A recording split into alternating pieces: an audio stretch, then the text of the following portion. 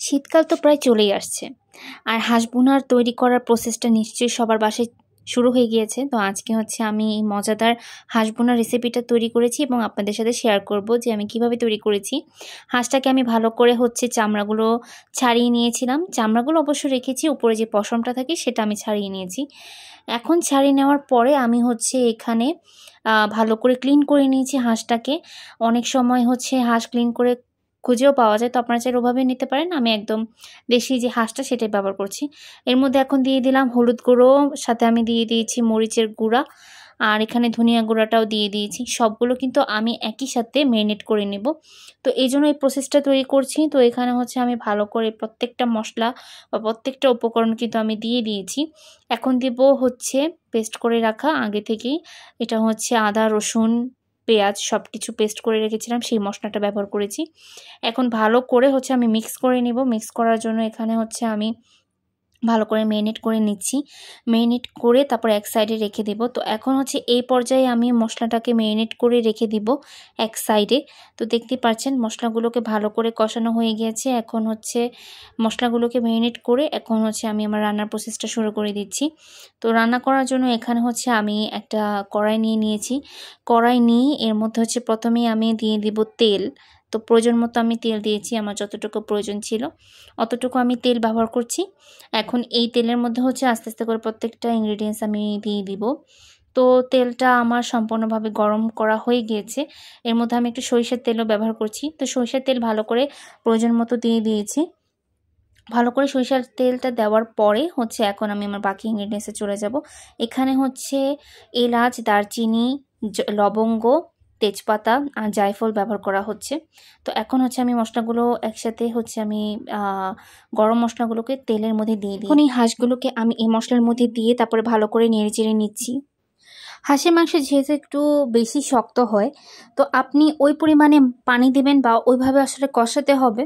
তো আমার যেই হাঁসের মাংসটা আমি নিয়েছিলাম, এই হাঁসের মাংসটা দেশি মাংস ছিল। তো আমি হচ্ছে খুবই কম পরিমাণে কষিয়ে, মানে ভালো করে কষিয়ে নিয়েছিলাম, পানিটা কম দিয়ে তারপরে অল্প একটু আঁচে নেড়ে নিয়েছিলাম।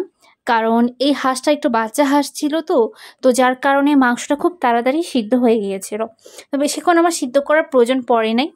তো এই তো দেখতেই পারছেন যে আমি সুন্দর করে নেড়ে চেড়ে নিচ্ছি। হাঁসের কালারটা যখন দেখবেন যে একটু কালো কালো কালার হয়ে গিয়েছে, বুঝতে পারবেন যে হাঁসটা কিন্তু খাওয়ার জন্য একদম রেডি। তো আমি হচ্ছে প্রথমে হাঁসের মাংসটাকে ভালো করে কষিয়ে নিচ্ছিলাম এখানে। তো আমার মাংসটা যখন কষানো হবে তখনই হচ্ছে আমি এর মধ্যে বাকি ইনগ্রিডিয়েন্টসগুলো একটু একটু করে দিয়ে দিব।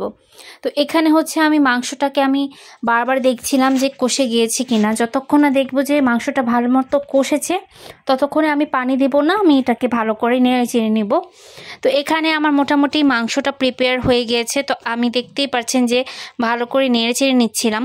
তো আমার কাছে মনে হয় হাঁসের মাংসটা আসলে পারফেক্ট ওয়েদার বলতে আমার মনে হয় যে খিচুড়ি দিয়ে খেতে বেশি মজা হয়।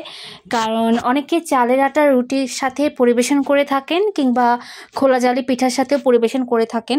তো আমার কাছে মনে হয় যে ওইভাবে রান্না না করে এইভাবে যদি আপনারা একটু একটু করে খিচুড়ির সাথে খেয়ে থাকেন, তো আমার কাছে মনে হয় এটা বেশি টেস্ট হয়। কারণ আমি প্রথমবারের মতো খিচুড়ির সাথে এই হাঁস ভুনাটা ট্রাই করেছিলাম, আমার কাছে বেশ ভালো লেগেছে। তো এখানে হচ্ছে এখন আমি পানি দিয়ে দিয়েছি, পানি দিয়ে কিন্তু আবারও আমি কষিয়ে নিব। যতক্ষণ না কষায় ততক্ষণ ধরে হচ্ছে আমি বলক ওঠা পর্যন্ত ওয়েট করতে থাকবো। ততক্ষণে ঢাকনা দিয়ে ঢেকে রেখেছি আমি। ঢাকনা দিয়ে ঢেকে রাখার পর হচ্ছে এখন আমি দেখতে পাচ্ছিলাম যে আমার হাঁসটা মোটামুটি কষে গিয়েছে। তো আমি এখানে আবারও নেড়ে চেড়ে নিচ্ছিলাম ভালো করে। তো নেড়ে চেড়ে নিয়ে তারপর দেখছিলাম, চেক করছিলাম বারবার যে আমার হাঁসটা কি প্রিপেয়ার হয়েছে কিনা। তো আমি দেখলাম যে মোটামুটি প্রিপেয়ার হয়ে গিয়েছে আমার হাঁসটা। তো এখানে হচ্ছে এখন পানি দিয়ে আমি বেশি করে কষে নিব। তো আবার একটু পানি দিয়ে দিলাম, আর সাথে এখানে দিয়েছি নারকেলের যে দুধ, অর্থাৎ নারকেলটা আমি ভালো করে কুড়িয়ে তারপরে ওই নারকেলের ছোবাগুলো এক সাইডে রেখে এর রসটা আমি এই হাঁসের মাংসে দিয়ে দিলাম। আপনারা হয়তো জানেন কি না, তবে আপনি যখন নারকেলের দুধটা দিয়ে দেবেন হাঁসের মধ্যে তখন কিন্তু টেস্টটা অনেক বেশি ভালো হয়। তো এই জন্যই হচ্ছে আমি এখানে নারকেলের দুধটা এখানে ব্যবহার করেছি।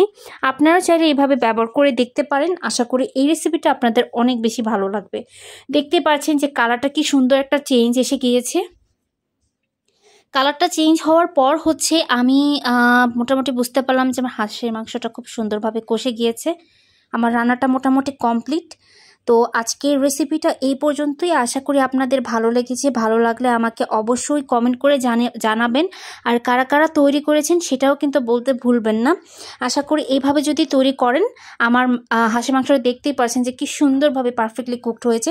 আশা করি আপনাদের সবার ভালো লেগেছে এবং ভালো লাগলে অবশ্যই আমাকে লাইক কমেন্ট করে জানিয়ে দিবেন। আমি খিচুড়ির সাথে পরিবেশন করেছিলাম, আপনারা ওইভাবে পরিবেশন